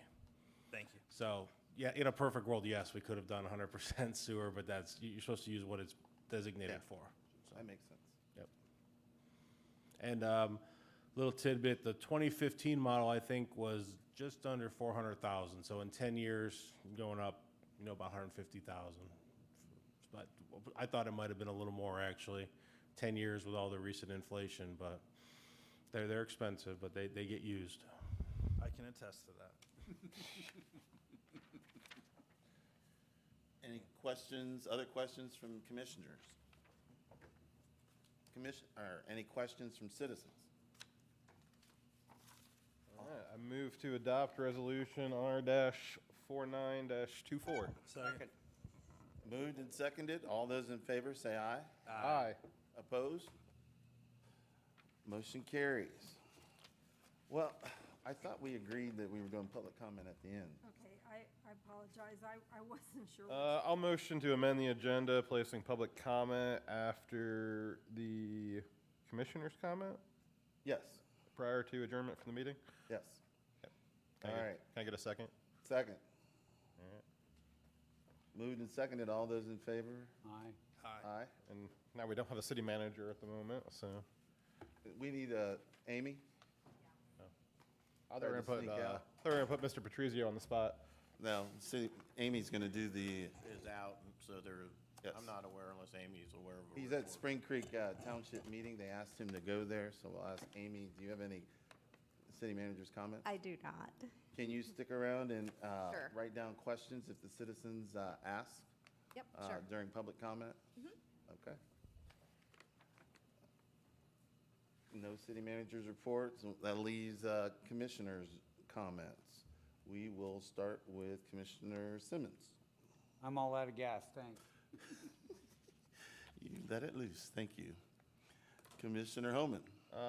Just excited for the weather getting warmed up. I got to go out and use our beautiful bike trails and our brand new bike bridge yesterday. It was pretty nice. I encourage everyone else to go do the same. And that's all. Commissioner Vetter. Thank you. I'm going to start a new series of comments. They're going to be called Good Neighbors. And Volume 1, Chapter 1 is that good neighbors cut the grass. We're about to enter into grass cutting season, and we hope that people who own their properties and even rentals and those kind of things will cut their grass. That will greatly change what we have to do with inspections and assessing fees and those kinds of things. Second thing, Southview Neighborhood Association will be holding a special home buyers forum on Thursday night, March 14th, at the St. John's Church. I have been previously calling this a first-time homebuyers project, but it really is more than that. And what I've learned in the process is that, yes, there will be some people who may be first-time homebuyers, but several of the programs who are offering things are actually offering them on income, not on geography. And so it's going to be an interesting forum, and it's open to the public. And at least one of the bank facilities who will be sharing information really provides services to a wide area, not only to Piqua. And so it's going to be an interesting discussion. The city is in the process of putting out some material about proper use of our trash pickup and the carts. That still is a problem. We've had this regulation in place for, I think, over a year, and we're just now starting to implement that. And so I would say, number one, look for information about that, and if you have questions, we can direct them. I think Brian Brookhart's inherited the trash pickup kind of responsibilities. The next Hans Pavilion meeting will be Thursday night, March 21, 7 o'clock at the YMCA. Our guest that evening will be Mr. Freitag, I think it's Don Freitag, who was the author of the architectural study that is currently in place. I'm aware that the Friends of the Park Committee are really looking at a couple projects in the Fountain Park area. Now, I'm not at liberty to share details because we're still looking for some funding kinds of sources for that, but I think it's important to remember that there are people interested in the parks beyond just the city staff. And so more information to come about that.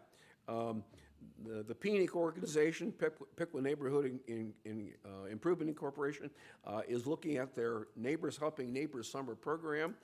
Joe's in the audience tonight. I don't think we have to share too much tonight, but we will have an active Neighbors Helping Neighbors program this summer. And if you have interest in that, Joe Wilson, who's here, can share some details. I would like to say a special thank you to the Piqua Emergency Squad. Unfortunately, I had the opportunity to have them at my house the second time this year, and the arrival time was less than 5 minutes to my house from the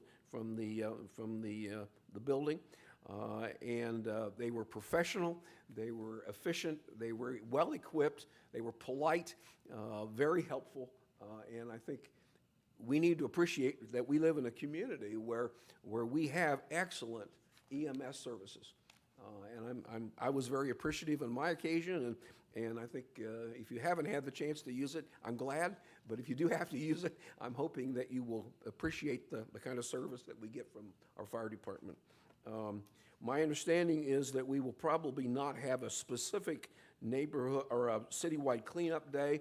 My understanding is that if you want to take on a project, for instance, cleaning a certain park, you can contact Amy, and several groups are already looking at parks and things to do. Historically, we've used, Amy, I'm looking at you, was it the first Saturday in May or the second Saturday? I can't remember which it was, but it was early in May. So this year we'll have a change. Again, if you're personally interested or you have a group that's interested, I think they'd like to hear about that. Several parks are already spoken for, but I think more help is needed. And I think that's the end of my comments. Thank you. All right. Commissioner DeBras. The first thing I had on my list, I will hold to our next meeting, as the city manager had to head out. It was a question for him.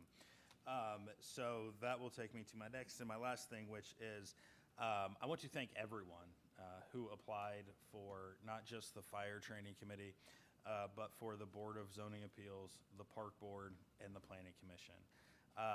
We had a significant amount of applications for each of those boards and committees, and there were a lot of new names and folks who had not or have not been involved in the past. So to see the amount of people being willing to step forward and the amount of qualified individuals that we had for each of these, we could have done 3 committees of 5 for the fire training committee based off of the amount of interest and qualified folks that we had to do this. So a huge thank you to all those who were willing to put forth their time and effort to serve on this. So with that, Mayor, I will yield back.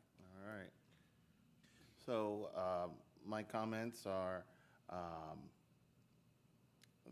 I would also like to thank everybody who applied and who, even whether you got it or didn't get it, or if you're currently serving or have served in the past, we appreciate the volunteerism that goes on through the city of Piqua, and thank you for your time and your effort.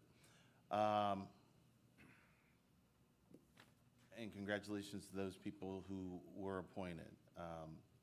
Next, I have Lehman High School basketball, boys basketball, won their second tournament game. They will be playing at UD Arena on Saturday at 4 o'clock versus Jackson Center. My son gets to set the bench. Maybe he'll play, maybe he won't, but I'm excited for him. It's first time since, I think 2011 that Lehman has gone that far in the tournament, so wishing the best for them. There's going to be a work session for the city on the Fire Training Center out there on 66 next Tuesday at 5 p.m. here in the Commission Chambers. And we have a town hall meeting scheduled for March 28th at 7 p.m. Lots of various topics. Larry Hamilton's going to come talk, and we will get an update on economic development from the city, so that if you would like to attend that, you can get that update. I want to wish Debbie Stein a happy anniversary. She said it was her 47th anniversary today, and she and her husband are hopefully out enjoying a good meal and each other. And with that, I will open it up for public comment.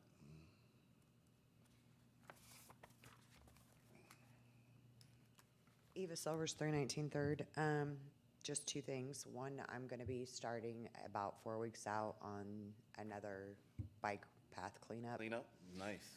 So the trash department will work with us on that, and we'll probably do it similar to last year, and I'll get a hold of Joe about that too. Okay.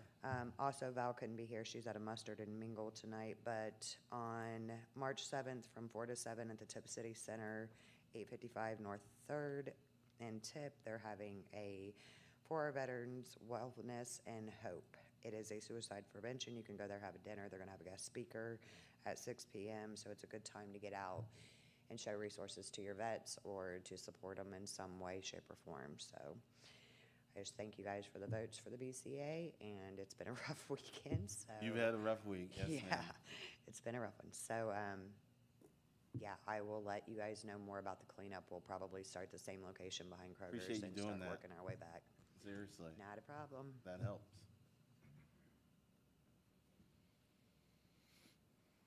Adam Cease, 1853 West Parkway. I didn't get to come up when Mr. Simmons brought up the thing. I've gotten to know all of you up here, and I think I really like all of you up here. 2 of you I call pretty close friends. I think if I was in Mr. Simmons' place, I'd be pretty upset too, because I remember hearing, through the grapevine that it was going to be done one way and then it was done a different way, and now I know that, he basically didn't get a choice.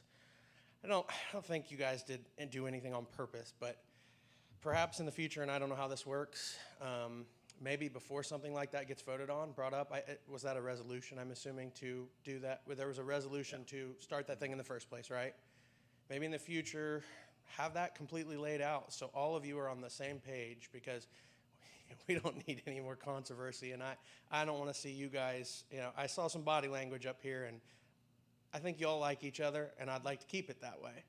So in the future, whatever you can do to prevent something like that, because now you got one commissioner that feels like, for the second time, I believe, that he's been left over there on the left side, dropped to, on his own. So I don't know. I'm sure there's a way that could be prevented. There's got to be a way, like when you guys are starting that stuff, and I really appreciate you doing it, but maybe, if you say you're going to do this, then it's completely laid out how it's going to be done. Then it's voted on. That way no one can say, it changed in the middle or anything like that. Appreciate you trusting me to be on the planning commission. I hope I can make you proud. And hopefully we can get back to normal around here. So Someday. everybody have a great evening. Yep, thank you.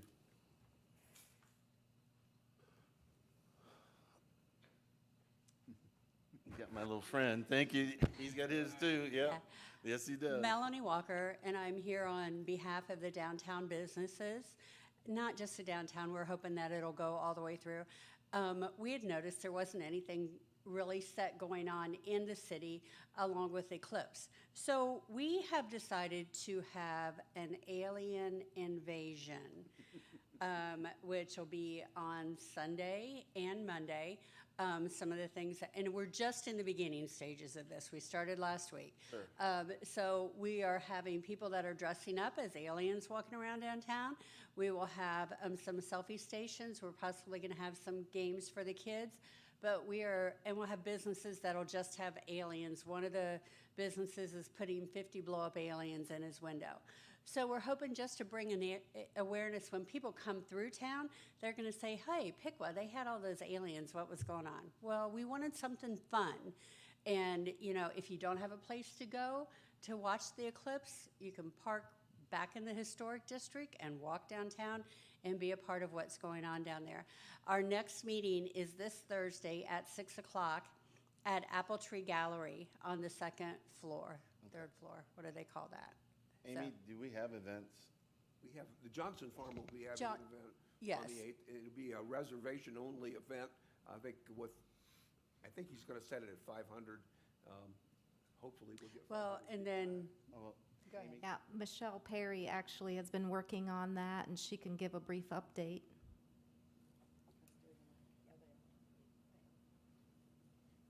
Hi. So there was a community group that got together. I didn't know about the downtown businesses. I think that's exciting. There's an event at Johnston Farm. Echo Hills Golf Course is doing a glow golf party. So they have all the supplies to do glow-in-the-dark balls, and they have markers for the fairway. So they're doing that. There is an event at Piqua Center that day. And they are planning on bringing people they're busing people downtown on Yes. Sunday Yeah. to go to the restaurants and to walk around downtown. So that was part of it. Absolutely. There's also an exhibit at the library, a planetarium that's on loan from the school district. That'll be for several days leading up to and around the event. And there's actually a lot happening. And So when we're going to let people know about this? yeah, so we've been working with the Convention and Visitor Bureau to get it on the Solar Equips website, because they list all of the events on there, and as soon as those were all updated, made sure they were complete, we were going to share that out on social media and help spread the word. And Main Street is getting involved too. They came to our meeting and that, and so with having a new director, but like I said, we're in the infant stages, but we wanted something fun to go on. Well, I just want to let you know that we were doing something and we were partnering with people, so. Okay. But we appreciate everything that you're going to do, and it's going to be a busy day.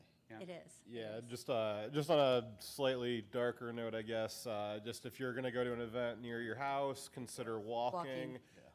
Obviously, I have glasses. If you're considering going further, maybe don't take 75.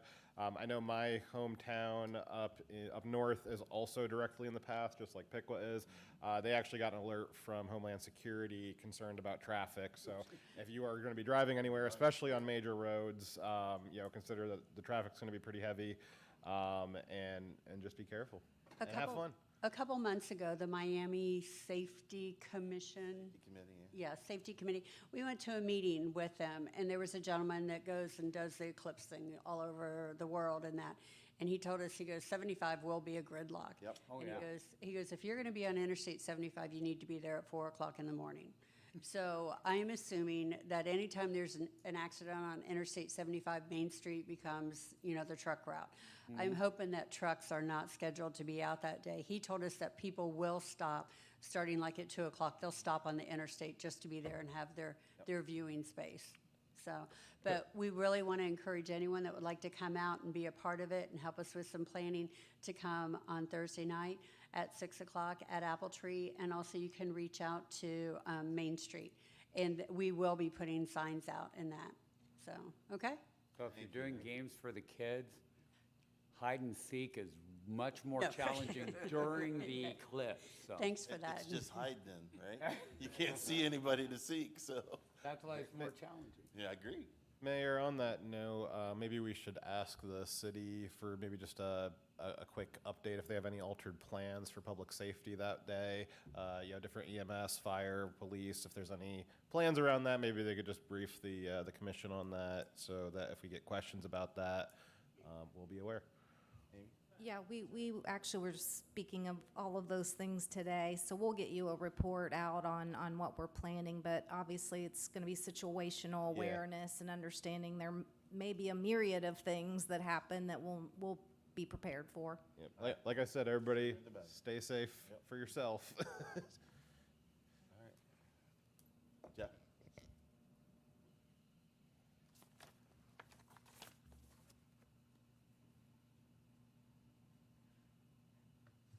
Jeff Grimes, 1314 Maplewood Drive. Once again, here I am. No more burning anything ever at 9300 State Route 66. I'm not sure what's going on with that yet, but I'm going to be here every meeting, and I'm going to not let this go until this is stopped.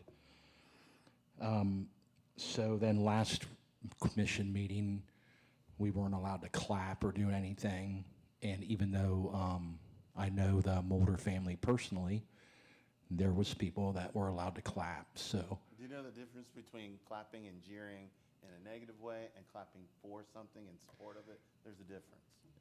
But that's your opinion. But that's your opinion. No, that. Clapping is clapping, that is your opinion, so it Sure. either is or I didn't isn't make the allowed. rule. I didn't make the rule. It was in 2006 commission rule, and we're just enforcing it. So are you or are you not allowed to clap? If you don't agree with something that somebody says, then, Nothing to do with it. okay. So anyways, they clapped, somebody else claps, you're not allowed to do it. So once again, Mr. DeBras, I thank you so much for starting this committee, but on the battery burning. But Debbie Stein was not allowed to be on the committee because she was a former employee. So I think that Chris should not be allowed to make a decision on who is on the committee because you work for the city. I'm not sure about you, Mr. Vetter, if you ever worked for the city. I have not. Okay, so you would be all right. Paul's very disappointed on how everything went. The people that worked the hardest to figure out what was going on with this battery burning aren't on any of these committees. They can come to every single meeting and give us the information, give them the information so they We can do something. don't want to do that Why not? because we're not on the committee and we work the hardest. We want our own committee. So the city of Piqua won't let anybody that is outside of the city limits be on the committee, but a lot of people that live outside the city limits are affected. Did anybody tell you couldn't start your own committee outside the city? I'm not sure what we would be able to do because pretty much we've already got our own committee and we're the ones that have been here week after week after week with all the information. So everybody's really disappointed. So my suggestion would be, since Deming Road and the Johnson Farm and Ziegler Road and Lockington and Piqua Lockington Road have been affected, that Miami County should have its own committee to include these people, because they have worked and they have been affected, maybe more than the citizens of Piqua, all depending on which way the wind blows. As Piqua City Commissioners, we can't form a Miami County committee, but I would encourage you guys to form your own committee. I mean, basically what our committee is gonna be doing is doing, was it records requests, which you guys can do, and then they're gonna be compiling that and creating a report as to what they think happened. If you wanna lead a Miami County and get some more people from Miami County to do a competing report, please go for it. We're not done yet. We're going to cut to the bottom of this, and I'm very disappointed that we were thinking that the commissioners got to appoint somebody, and I know Mr. Simmons appointed me, and I'm not even sure, do we even know on this paper who we, We announced it tonight in the meeting. I'm sorry, I may have been talking to the Miami Conservancy ladies, so I might have missed that, but I'm not allowed to talk in here. You told me I couldn't talk in here to somebody else, so I went outside. Appreciate that. But if you want a list, I've got a list for you. It's also, I believe, recorded on YouTube tonight, thanks to comments by citizens and encouraging us to continue recording. So there is a record of that. So I'm going to give this recommendation right now, so everybody can 30 hear seconds. me, that What?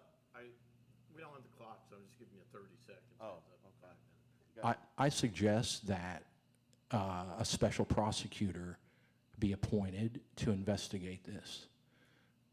So then you can still keep your committee, but this is above everybody's head so far, and so a special prosecutor should be brought in and investigate this. Mr. DeBross, once 5 again, I minutes. thank you for that, but also, you were a Bowling Green alumni, and Bowling Green's involved in this, and I'm not saying that you're going to be impartial, but if Debbie Stein was not allowed to be on it because she was a city employee, with BGSU being involved in it, then that kind of puts you, I'm not saying that you're going to be that way, but, that kind of is kind of like working for the city also. So. Mr. Grimes, you've implied that two of the city commissioners maybe have suspect motive. So I guess with two city commissioners having suspect motive, why would you want them directly appointing a member to that committee without any kind of alternative vote? Wouldn't you be concerned that Mr. Lee's selection and Mr. DeBross's selection would be biased? I'm just trying to make it fair for everybody. If you can't let Debbie Stein on because she worked for the city, Chris has worked for the city. Not during the time. Huh? Not during the time that this was going on. You were on the commission when this stuff occurred, Right, and so was Mr. Vetter. So I do believe that there's a conflict of interest. So again, you've impugned their character. So would you No, have I'm wanted not them- impugning anybody's character. I'm saying it needs to be fair, and Well, it is, and we set it up. I don't think it is. So I appreciate your opinion. Your time's up at this point. I figured it would be. It was. Before you leave, I wanted to let you know that I've done some homework on the Scenic River project that you've proposed. And I would tell you that it's not an easy process. And I don't know whether the Great Miami River can be segmented, so as you have a northern section, southern section. I can tell you that, as the lady from the presentation said, there are a lot of industries, especially as you get down toward Hamilton and those places. So it's an interesting question, and I'm doing some homework, and I'm going to toss it your way. Since it's your idea, I would make it available to you. Thank you. When I had spoke to the ODNR, we were thinking like maybe from Piqua south to Sydney, because I call it the high banks, that the bridge goes over Piqua-Lockington Road, and then we should also think about going all the way to Indian Lake if possible, because all that is very pristine still. And when I spoke to the Miami Conservancy lady, she's very interested in possibly doing Fort Laramie Creek, maybe getting Lockington Dam involved in all this. We've got such a great area to, I won't say develop, but for enjoyment I was thinking even maybe Lockington Dam could have some hookups where you could stay overnight in an RV or something Wouldn't like that that. be nice? That's a Yeah. great Of course, idea. you're fighting right now with the Shelby County Sheriff over that, but that's a Right. different issue for another Right. time. So maybe we could get a park ranger or, you know, somebody to, Fort Laramie should be included in this. The Laramie Creek, all this stuff is so pristine, and I would love to see this around for hundreds of years, and if we don't act on this now, we have a chance of losing it. I know, thank you so much. I went over my time. No, you're Appreciate fine. it. Yeah, thank you.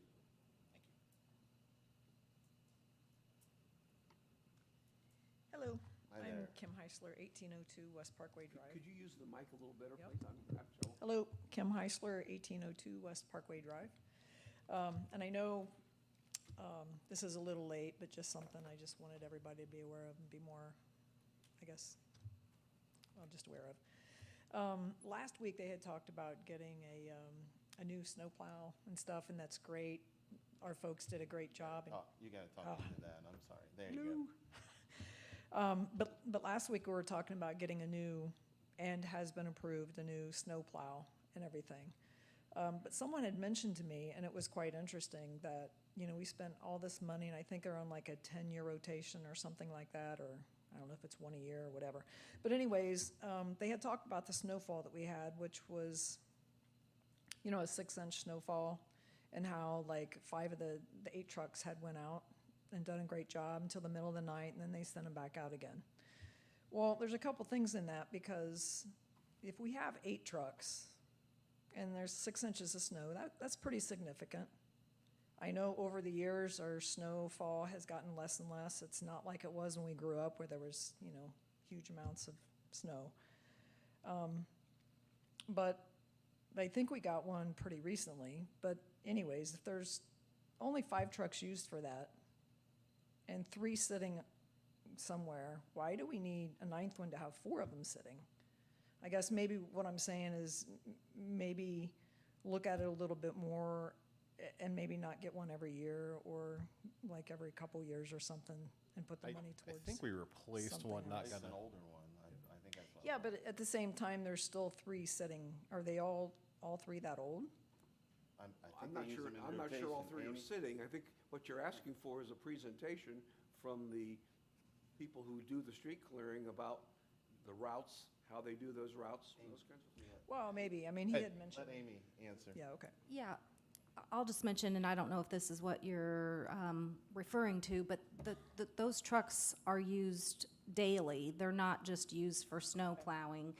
We use them on every project that we do. They're essentially dump trucks. They're, you know, we just throw a plow on the trucks that we use to do our asphalt, our pothole patching, and typically, you know, 3 trucks aren't sitting. There could be times when trucks are in the shop for maintenance or different things, but we utilize as many trucks as we need to, depending on the snow event.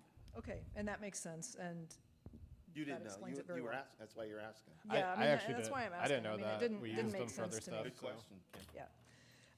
Another thing too, they talked about last week, and it's also been approved, is the 10-year contract on the water towers. And they didn't have to ask for other contracts or anything. I guess it's not a stipulation to do so. But just FYI, and I'm sure you probably guys know this, but long-term contracts are actually a prime candidate for us to become more complacent and subject to larger costs. Like when we get used to certain folks doing stuff, They jack the prices just up. make sure that you're looking at everything, because if you get comfortable with folks, you'll be like, okay, I trust them. But at the same time, it's easy for them to say, hey, they trust us, we'll just add, 50% more on here, because they'll approve it anyway. So I'm just saying, Great you cost. know. And then I'd also mentioned something too about the grant money last time. Just be really careful with like the grant money, because when COVID came around, I think there was grant money that was given to the school systems. And the only reason they were given that grant money was because they actually followed through with the kids having to have COVID shots, right? If they didn't get shots, you wouldn't get the grant money. Yep, So, I mean, that's a huge price to pay. gotta watch. So every time you guys are looking at grant money, make sure it's not at the constituents' cost, Yes, ma'am. because that was huge. 30 seconds. Yeah, okay. Oh, I know, they were talking about wanting to sell more water. I mean, this is kind of funny, but if we have a new plant, why don't we take a look at bottling our own water and selling it? I mean, make it better than some of them on the market. We'll sell. Very clean. I mean, drank it's- it. I drank it tonight. I mean, bottled look at it that way. You don't have to look at it in huge Good mass. point. I mean, bottled water can be done too. Sure. And then I wanted to reiterate what Jeff said about no more burning. I Come think to that's it. the work session and you'll hear some new legislation that we're considering about no more burning. Okay, oh, and then I wanted to mention also about the Hampton Golf. I think that was tabled, but if we can keep as much as that local, that'd be great. I mean, just voice my opinion. Thank you, guys. Appreciate it. Thank you. Thank you.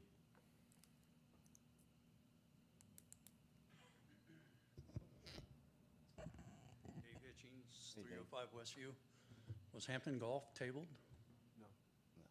It was but last then- 2 weeks ago, and then there was an emergency session Right. and a lot of discussion about it, and then it ended up getting passed. So when she said that, why didn't one of you guys speak up? Because she said it was tabled. It was. It was, but then you turned around and approved it. Yes. And she thinks it was tabled and left there. Oh, well, Okay, whatever. The, her point was to make sure that we use a lot of local resources, and that was Right. one of the things that we did at the meeting. But go ahead. the decision for each commissioner to pick one person for that committee, was that presented to the people here at the commission meeting, or is that behind the wall? I think we talked about it, but then the Okay. commissioners decided Couldn't that they wanted to, I couldn't remember. yeah. And so why did it get changed to, you're all gonna pick, I mean, what you did, why did it get changed? There's no reason why it changed, other than that's what the preference of the commissioners were. A majority of the commissioners, that's why they wanted it, so that's what we went with. Good. I have to agree with Jeff on the fact that Chris and Jim were both on the commission back when all this stuff maybe started or had been going on, that, are all 5 commissioners gonna be in this committee? We're not on the committee. Okay. We All right. appointed people. That's what I was I'm gonna wondering. come and watch it in the audience just like everybody else. We're not on it, we have no say, Okay. and they're independent. Can I That's the way ask- it was set up. Can I ask you the same question I asked Mr. Grimes? You've implied that Commissioner Vetter and Mayor Lee maybe are, I guess, have a conflict of interest because they work for the city. Would you have rather they directly appointed a member to that committee without any kind of oversight from the rest of the commissioners? Even though you've implied that they've got a conflict of interest? You wouldn't have wanted them to appoint them No. individually? Okay. So your preference was that we voted on them the way that we did? Well, ain't got much other choice. I'd rather that than them appointing somebody. Okay, so, okay. You might hear something else.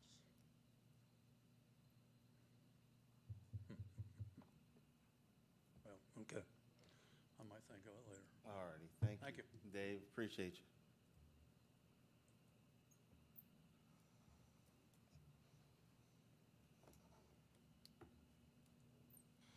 Okay, Name? you know. No, you gotta say it, sorry. No, I don't. The people at home on the No, I don't. camera, Yeah, this is being that's what broadcast it's on for. YouTube. Everybody wants to They'll know. know the attitude. That's all. That's all. I don't even care. So this is what blows my mind. Me and you had a conversation when y'all brought this crap up. I believe a day or two after you brought it up. Correct? Mr. Smith, what's your address, please? Just say it, please. For the No, camera. I don't have to. You work for me. Don't every time I come up here, you do this. No, I'm asking you to. Do to yourself follow- a favor. I'm I'm talking. Give me a second. You're being Do warned, yourself a sir. favor. You're being warned. It's your. You ain't warning me about Jack. Yeah, I am. No, you're not. I guarantee you, you're not. I'm talking. It's public comment. You ain't got no business saying nothing to me. Yeah, I do. No, you don't. If you don't follow the rules, then how are you supposed to do it? You tell me what says I have to identify. That's the rules of the commission. You done said my name, thus I do not have to What's your identify. You know address? who I am. Then Deal what's with your it. address, please? No, me and you had a conversation on the phone, right? You remember? He knows I'm right. Can he go? Ask Do your it. lawyer. And I Mr. told Smith, you. you're excused. Thank you. You're I done. got no excuse for you. Too bad. No excuse for you. You ain't you want me to sue the living shit out of you? Go right ahead. Thank you. You You're guys done. gonna pay for this man losing $300,000 for violating You're my done. First Amendment rights? He's done. Have a seat, please. I'm just asking you to follow what everybody else does. Yes.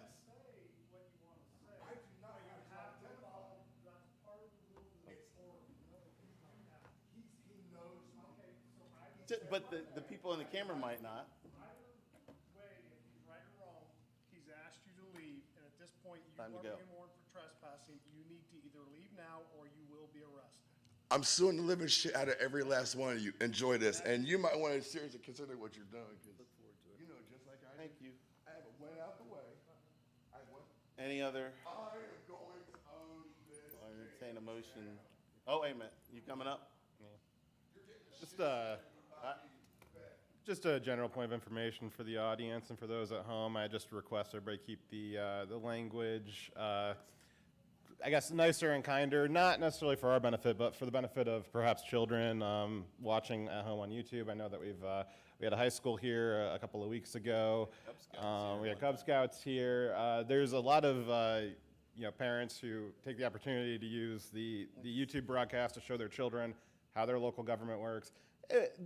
Not for our benefit. I'm sure those parents would appreciate you keeping your language a little cleaner. Thank you.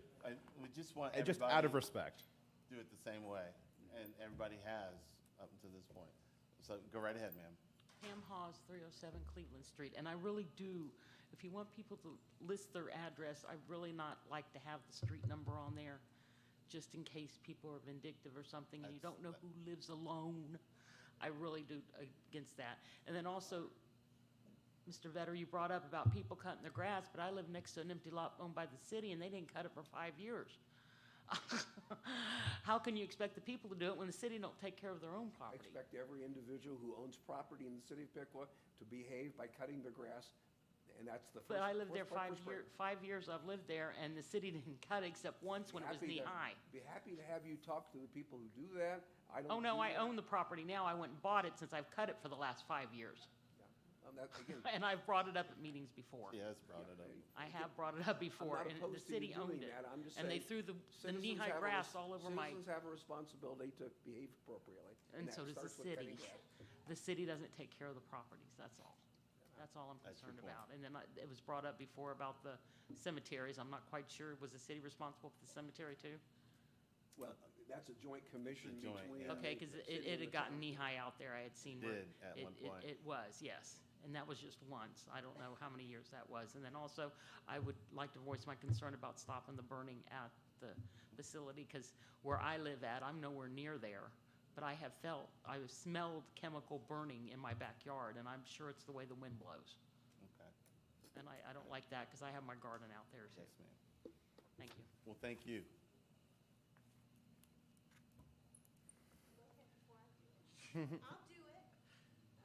Come on up. Millie, I'm gonna get you. Nope, he won't let you. I get her. I'll Can we it get the for you. chief of police in here, please? Yeah, he's coming back. Jim Sheets, 729 South Downing Yes, Street. sir. First of all, congratulations on everybody on those committees. Thank you for applying. I appreciate you. No problem. Couple things. Last meeting, you guys talked about paving some areas. What is the criteria for an area to get paved? Well, what happens is the city has a contractor who drives all the streets. The streets are evaluated for their damage or lack of damage, and that report is being done right now. And then once they do that, then they'll put out a report which lists the highest priorities and the lowest priorities. And then they'll look at the budget to see how much money we have in the budget for '24 for streets, and that will be coming out in the next month or so. Well, what was that map that was on the? There should be there'll be a GIS map and a map that show you the areas that they are going to pave. Yeah, it was not on the last meeting. Yep, talk. Yeah, because I was, Didn't- oh, yeah, I'm remember sorry. you came Yeah, in? we talked about it, and my question was, I live on the south side, and once again, it seems like south side is getting ignored because there's some, Amy, Pretty- Wood Street had paving last year. what street? Wood Street. Wood did. Wood Street. Street.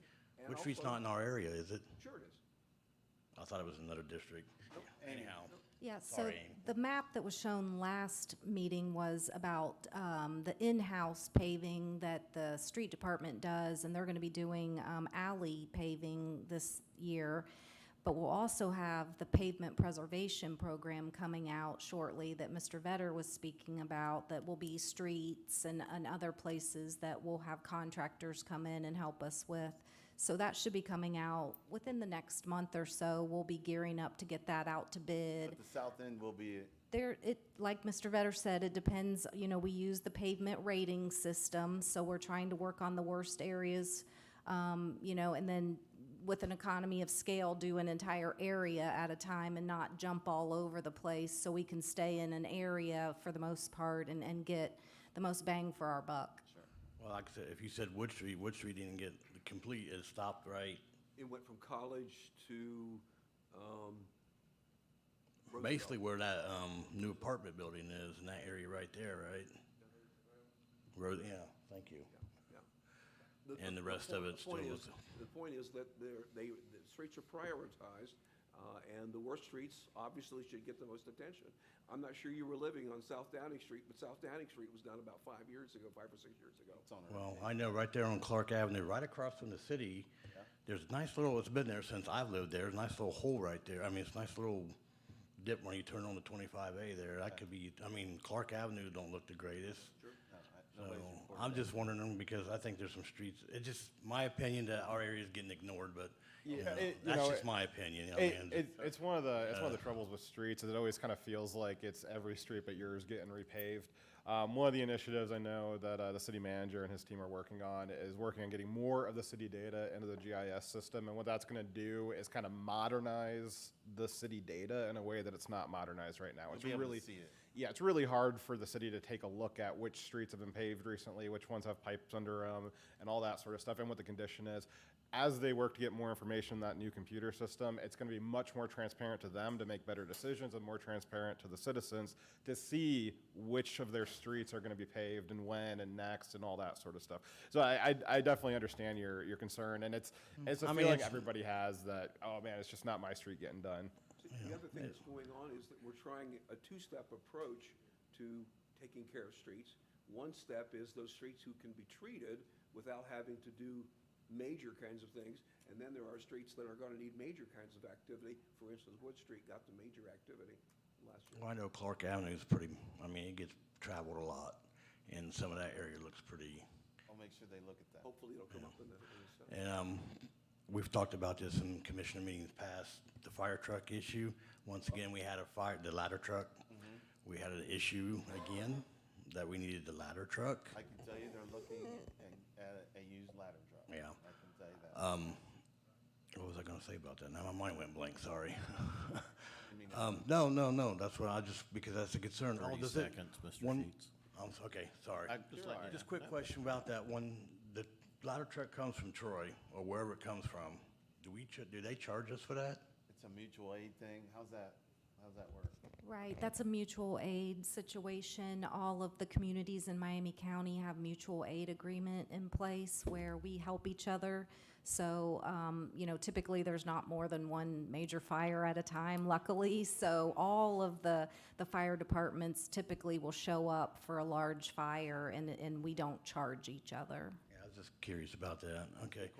And one more thing, these public comments, we all need to work together to get this city better. I know Mr. Smith is a very passionate gentleman, and I can appreciate that, and everybody is, but we all need, lack of a better term, we all need to get along to get this town to where we need it to be. Fully agree. So I hope everybody realizes that, and we all can work together to do this. Appreciate you trying Thanks. to help. So thank you. Thank you. Russ?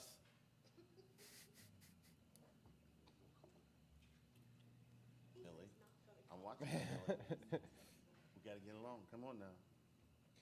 Russ Fashioner, 801 Forest Avenue. For those of you, that's right there at the corner of Park and Forest. Dad taught me a long time ago, you red dot on it, you just brush it off. I'm telling you where I live, and I'm up here to say thanks, Chris, for enforcing the rules tonight. Yes, sir. Because there are people like me that have grown up in this town, have come to commission meeting for 10 and 15 years plus, that are tired of the way the people are up at the podium treating you, the commission, and the city staff. I appreciate the fact that you enforce the rules, and I'm sure there are people at home tonight feeling the same way. There are. I didn't come here to talk at the podium tonight. I want to say thanks for me. I know there's a downtown merchant in the back that said the same thing to me and who I'm sitting with.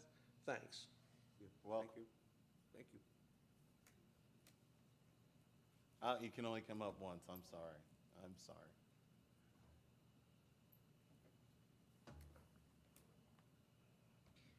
Danielle Dryling, 1038 Nicklin. Thank you, Commissioner Holman, for helping me out with my issue that I. And I have a small update for you. Okay. So I contacted him because there is an electrical pole in my alleyway that looks like the Leaning Tower of Pisa, and I'm worried about it About to fall. falling over. And he got back to me right away and said that they've already looked at it and inspected it. My next suggestion is perhaps we need to start looking at the electrical poles that are made out of wood throughout the city to make sure that they're all standing straight and not about to fall over. What's going on right now, we have a pool in my neighborhood that has similar issues, and it's been marked for replacement. Okay. Yes, Go and ahead. yours was also marked for replacement, and the electrical department plans to have that done by the end of the month. So I think it just goes to show, if you guys see something, say something. The city's got regular inspection cycles, but sometimes they miss stuff, or it's in areas where maybe they haven't been to in a while. If you guys see something, say something to your commissioners, send a picture in. And your commissioners will help you. We'll do what we can. Very much so, and been very, very responsive. He got back to me within a day. So, Commissioner Simmons just helped somebody in his ward as well. That was very nice. so just kind of wanted to just give people a heads up, start looking, check out your electric poles, make sure there's nothing going on, and thank you for being so Leaning Tower responsive. of Pisa. And Yep. the other issue is the electric utilities board meeting is open to the public, and if you're interested and can attend, we did not have one this month for lack of business, but I think the next one will be probably later in March. I think it's a Tuesday? I don't know. I'm not I have sure. to look, I have to look at the website and see. All right, thank you very You're much. certainly welcome to come and express that. Thank you. That's it for public comment. Motion to adjourn. Second. Moved and seconded. All those in favor, say aye. Aye. Adjourn. I actually had a call with Chief Byron Before 10 o'clock. About? So I've got 2 rentals.